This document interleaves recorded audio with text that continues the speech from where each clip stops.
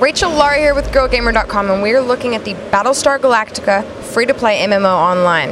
And we're here with Wergin, who is the CTO. Now, when I saw you last time, you were a different title, so well, congratulations. Thank you. But so we're looking at this game, and we've just seen the demo. It's very, very cool. It is essentially a tactical shooter, right?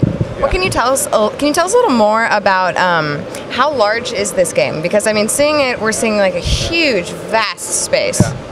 It's pretty big. We have lots of different star systems where you find lots of different encounters. Some of the star systems are human controlled, some of them are Cylon controlled, some of them are neutral. This whole thing is going to take place when we launch during the second season of Battlestar Galactica, the TV show. So where we still have a real big conflict between the Cylons and the humans, and then you basically have lots of different encounters in these different star systems. And you want to claim some of them, of course. And how close are you guys staying to the story? Because Battlestar Galactica fans can be fierce. Yeah, actually we are very strict on that. So everything that you see, you've seen in the show. We don't build or create ships that are not in the show. And we also very closely work with the production team of the Battlestar Galactica TV show. So it's all, very, very close to it and very close to the storyline. We stick to the storyline, but we add on top of it. So you find, you meet familiar characters and you recognize some of the stuff that's happened during the TV show, but there's going to be a whole story on top of that. Okay, so now we're also seeing that, I mean, free-to-play games are the new thing, and they're huge. Yeah. And it's so cool when you see such an awesome game because people underestimate and they say, oh, it's free-to-play, so obviously it's lacking quality. This is not true. I mean, this is a gorgeous game, I'm saying. So, I mean, when you have this beautiful free-to-play thing, people wonder, okay, well, how do they make their money? So there is currency that you can actually buy if you have too much or not enough time. So the idea here is really that you can play the entire game, you get the entire content for free if you're willing to do the legwork. If you say, I don't have that time, you can, through microtransactions or larger transactions, buy virtual currency and then upgrade faster and by trading it in. Be it for ships, be it for weapons or for defense, you choose. But if you compare that to, for example, subscription-based models, it's much more flexible, and actually from a revenue point of view, it's much more attractive because you can decide, instead of paying each month a fee of $40 for subscription-based games, you can say, this month I'm going to invest $10. The next month I invest nothing, and the months after, because I really get into it, I might invest $100, right? So, well, will there be any difference? Will there be any difference? Because a lot of people get upset. They go, well, if he can just buy his gear, then, why am I doing all the work? So is there going to be any sort of difference? So this is a very good point, and this is what we are very strong at because we've been doing these kind of games for over 6 years now.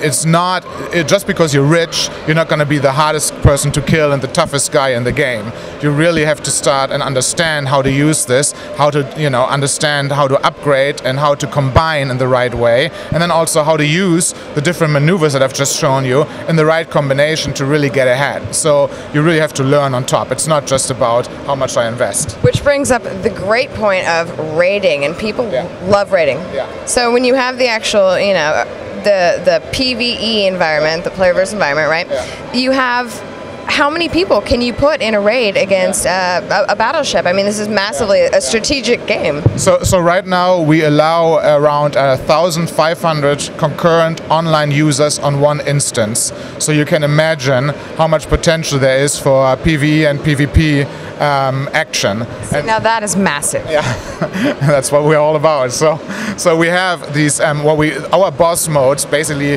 contain of attacking convoy of the other factions. So either if you're Cylon, you attack humans. If you're humans, you attack Cylons, and you can attack even motherships. You can attack regular convoys, and you have to think about the tactics on how to really attack them, because sometimes it makes sense. Well, what is the convoy made of?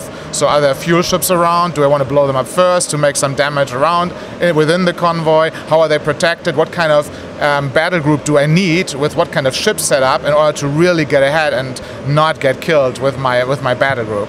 So it's going to be a lot of tactics around this to be successful. Now, I wanted to ask this because you have to think about the killers out there who want to go and PvP. Yeah. Do you have a PvP aspect to this game? Yes, we do. So you can do that as well.